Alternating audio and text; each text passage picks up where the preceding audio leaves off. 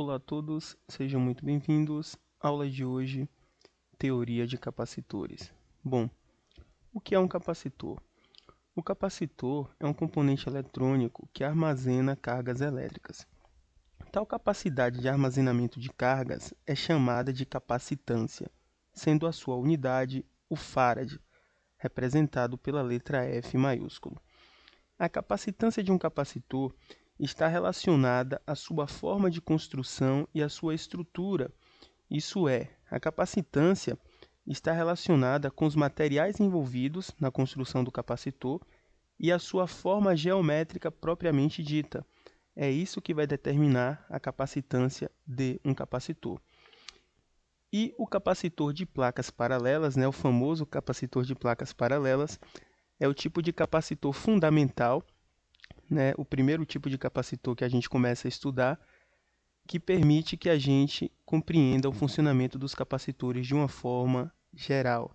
A partir do estudo do capacitor de placas paralelas, a gente consegue compreender o funcionamento de todo e qualquer capacitor. Tranquilo?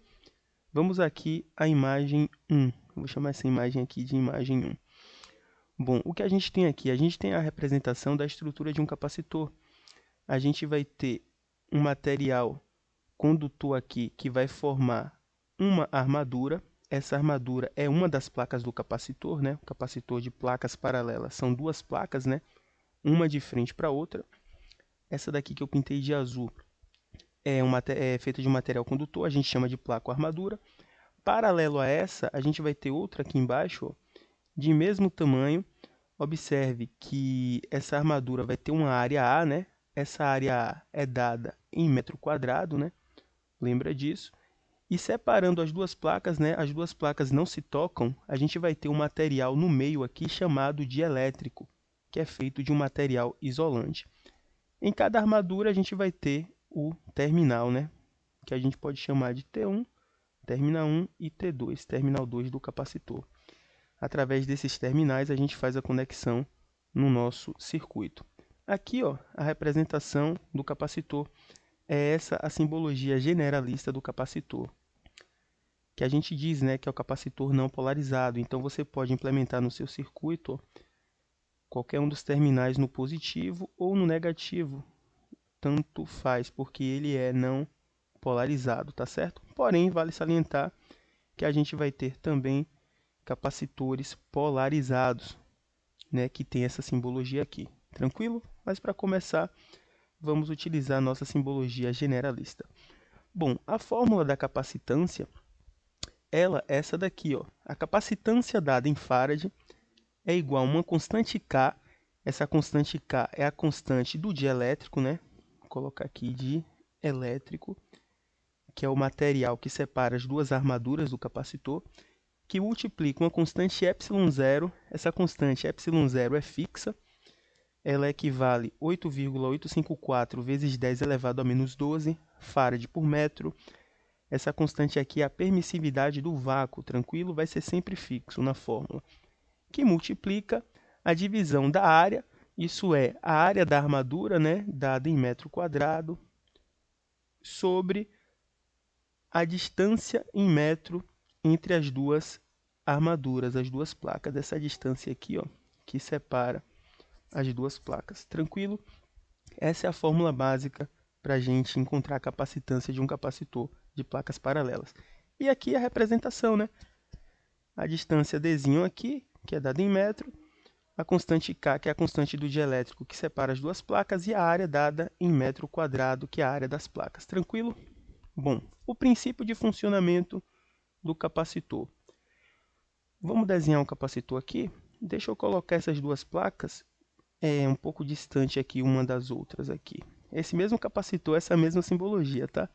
Vamos desenhar agora aqui uma fonte de alimentação, tá certo? Vamos jogar um GNDzinho nela aqui. Bom, o que aconteceria se a gente conectasse um terminal do capacitor ao polo positivo da nossa fonte?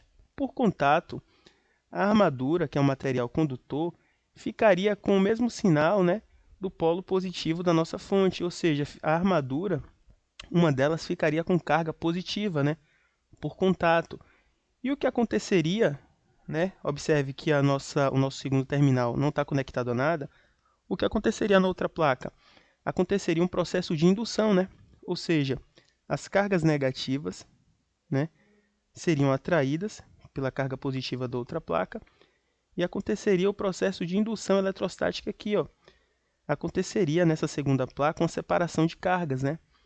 Porque as cargas positivas daquela primeira placa atrairiam as negativas, né?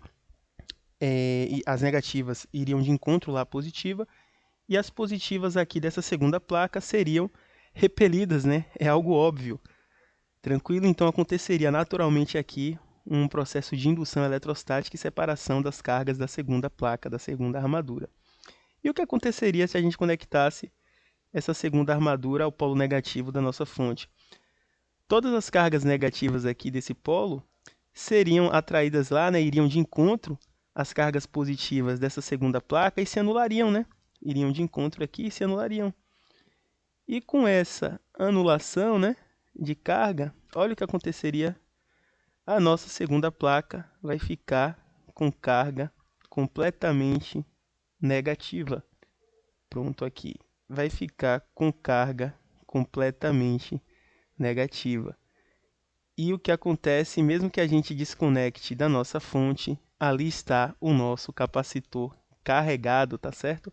Por que ele permanece carregado? Porque vai haver um processo de atração aqui, você concorda? Então aconteceria um campo elétrico aqui, que a gente chama de uniforme, né? Um campo elétrico bem bonitinho aqui. E essas cargas vão ficar ali eternamente atraídas, né? É um princípio que a gente chama de armadilha eletrônica. E aí a gente vai ter o nosso capacitor carregado, tá certo? E para descarregar, basta que a gente faça um curto-circuito aqui, ó, entre os terminais. As cargas vão se anular e você vai descarregar o seu capacitor, tá certo? Aqui a gente tem um exemplo, né, dessa teoria de capacitores. Vamos lá, considere um capacitor de placas paralelas de área de 100 milímetros quadrados. Observe que ele deu a área em milímetros quadrados, né? Deixa eu até anotar logo aqui, ó, a área que ele deu, 100 milímetros quadrados. Observe, a unidade de área é o metro quadrado, né?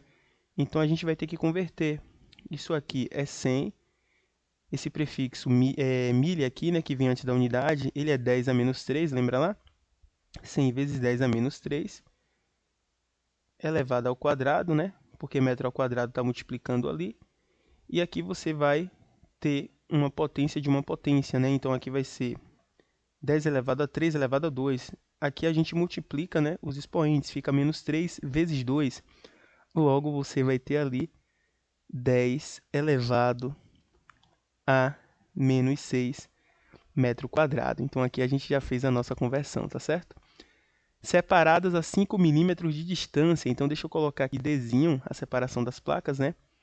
5 milímetros. Novamente vamos fazer uma conversão, porque distância é dada em metro, né? Então como é que fica? Novamente mili, né? Então fica 5 vezes 10 elevado a menos 3. Então aqui a gente já converteu. Com material dielétrico K de constante 4,7. Então deixa eu colocar aqui K igual a 4,7. Esse material que ele está usando como isolante ali dielétrico é o vidro. E aqui a pergunta, né? Qual seria a capacitância, né, que é dada em farad para esse capacitor de placa paralela? Bom, vamos à imagem aqui, né? Vamos dar uma olhada ali o que a imagem tem para a gente, ó. Aqui um terminal, a gente pode chamar de terminal 1 do capacitor, terminal 2, beleza. Aqui uma armadura, né, repleta de carga positiva, tranquilo. Aqui a outra armadura paralela de mesma área com cargas negativas. E aqui a gente tem, ó, é o nosso dielétrico aqui, ó, nosso dielétrico de constante K, separando as placas, né, que é o vidro, tá certo? A área da placa ele já entregou aqui, ó, 100 milímetros quadrados, a gente já converteu. E essa separação aqui, ó, entre as placas, ele deu também em milímetro, então 5 milímetros de separação, que a gente também já converteu, tranquilo? E aqui do lado ele já deu a capacitância, ó, como 0,83 vezes 10 elevado a menos 12 farad, que é 0,83 picofarad, correto? Então vamos ver se vai dar certinho aqui a nossa conta, tá certo? Aqui é a nossa fórmula da capacitância, o ε0, permissividade do vácuo, que é fixo, né? Que vai multiplicar pela constante K do material dielétrico. Galera, Aqui a gente tem a nossa tabelinha de constante dielétrica K. Essa tabela é sempre dada nas questões, tá? E na literatura você vai encontrar valores sempre aproximados. Então você vai encontrar, por exemplo, uma literatura que vai dizer que a constante K do poliéster é 2,5, mas você também vai encontrar outra que vai dizer que é 2,7, 2,8, até 3, tá certo? O papel aqui também, ó, 3,6 é o que a gente está utilizando, mas na literatura, nos livros de física, você vai encontrar como 3,7, 3,8 e até 4, tá certo? O que é importante para você é você considerar, né, a tabela que é dada na questão que você está resolvendo, tranquilo? E sempre você vai ter, ou ele vai dar aqui a constante, né, na questão, na pergunta, né, como ele deu aqui a do vidro, ou ele vai te dar uma tabela ali para você considerar e procurar, beleza? Então vamos calcular a capacitância desse capacitor, né? Então o que é que a gente vai ter aqui? A gente vai ter que a capacitância é igual a 4,7, né, que multiplica 8,854 vezes 10 elevado a menos 12, né, que multiplica a área, que é 100 vezes 10 elevado a menos 6, dividido pela distância, que é 5 vezes 10 elevado a menos 3. Vamos começar, pessoal, por essa divisão aqui. Primeiro, vamos fazer essa divisão tranquilinho ali, ó. Depois a gente multiplica a constante K e Epsilon, tá? Só para a gente ter um padrão de solução aqui da questão. Então, 100 dividido por 5 vai ser o quê? 20, né? Então, a gente tem 20, que multiplica a potência de base 10, né? Divisão de potências de mesma base, a gente conserva a base e subtrai os expoentes. Então, menos 6 menos menos 3 fica menos 6 mais 3. Nosso resultado aqui, menos 3, beleza? Então, aqui a gente já resolveu essa divisão. Deixa eu só trazer esse número para cá para baixo, para não confundir a gente. Aqui fica 20 vezes 10 elevado a menos 3. Quanto é que fica na nossa calculadora? 8,854 vezes 10 elevado a menos 12, multiplicado por 4,7. Quanto é que dá isso? A gente vai ter aqui 4,161, né? 4,161 vezes 10 elevado a menos 11. Tá certo? E aqui praticamente a gente já finalizou, encontrou a nossa capacitância. Basta a gente multiplicar, né, esse valor por aquele resultado da divisão que a gente já deixou ali no canto, que é 20 vezes 10 elevado a menos 3. A gente vai ter como resultado aqui, ó, 8,32 vezes 10 elevado a menos 13. Qual a unidade da capacitância? Farad, tá certo? E bateu certinho com o que estava dito lá, né, na imagem, que já entregou para a gente ali, só para a gente ter como referência. E esse valor é o mesmo, né, pessoal? Se a gente andar a nossa vírgula para a esquerda, ó, a gente vai ter que é 0, valor aproximado aqui, né, 0,82 vezes 10 elevado a menos 12 farad. Tranquilo? Então, aí a solução de um exercício. Beleza, pessoal? Teoria de capacitores. Por hoje é isso. Um abraço e até a próxima.